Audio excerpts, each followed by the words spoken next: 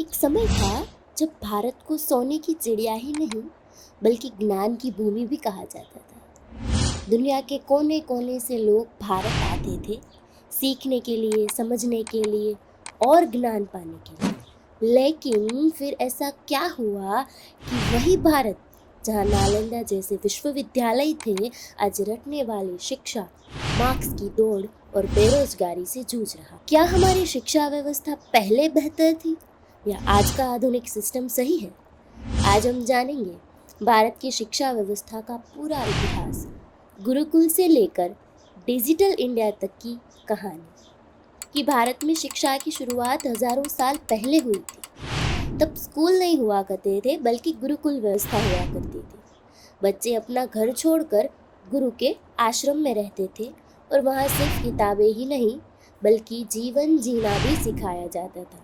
विद्यार्थी सीखते थे गणित, विज्ञान, युद्ध कला, संगीत, योग, खगोल शास्त्र, चिकित्सा और सबसे ज़रूरी अनुशासन। भारत में दुनिया के सबसे बड़े विश्वविद्यालय थे नालंदा यूनिवर्सिटी और तक्षशिला यूनिवर्सिटी। नालंदा विश्वविद्यालय में 10,000 से ज़्यादा विद्यार्थी पढ़ते थे।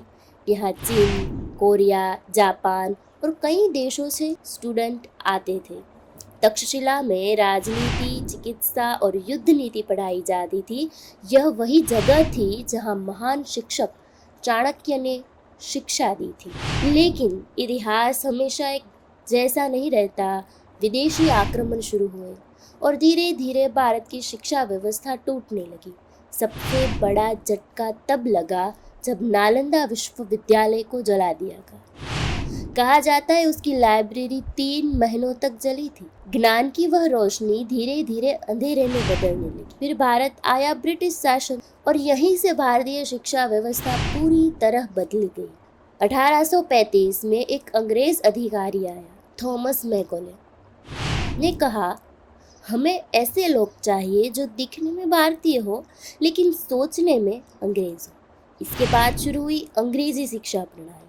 अब शिक्षा का उपदेश ज्ञान नहीं, रटकर परीक्षा पास करना, डिग्री लेना और नौकरी पाना। यहीं से शुरुआत हुई मार्क्स की दौड़। मैकॉले सिस्टम का असर ये हुआ कि भारतीय भाषाएं पीछे चली गई, क्रिएटिविटी कम होने लगी और बच्चे सवाल पूछने से ज़्यादा याद करने लगे। 1947 में भारत जब आज़ाद हुआ, लेकिन सबसे बड़ी चुनौती थी पूरे देश को शिक्षित बनाना। सरकार ने हर एक गांव में स्कूल खोलने शुरू किए।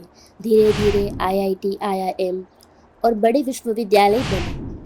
आज भारत दुनिया की सबसे बड़ी शिक्षा व्यवस्थाओं में से एक है।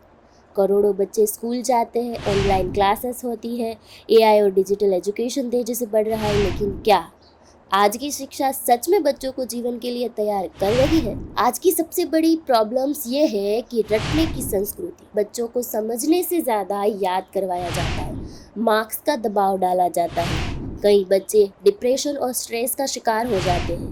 बेरोजगारी भी बढ़ रही है, डिग्रियाँ बढ़ रही है लेकिन स्किल कम हो रही है। आज शिक्षा कई जगह बिजनेस बन चुकी है। अगर हम गुरुकुल को देखें तो वहाँ वैल्यूज़, डिसिप्लिन और प्रैक्टिकल लाइफ सिखाई जाती थी।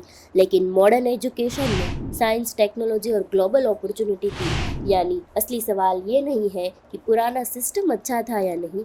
असली सवाल ये है क्या हम ऐसी शिक्षा बना पाए जो इंसान को सिर्फ नौकरी नहीं बल्कि जीवन जीना भी सिखाए। भारत की शिक्षा व्यवस्था की कहानी सिर्फ किताबों की कहानी नहीं है।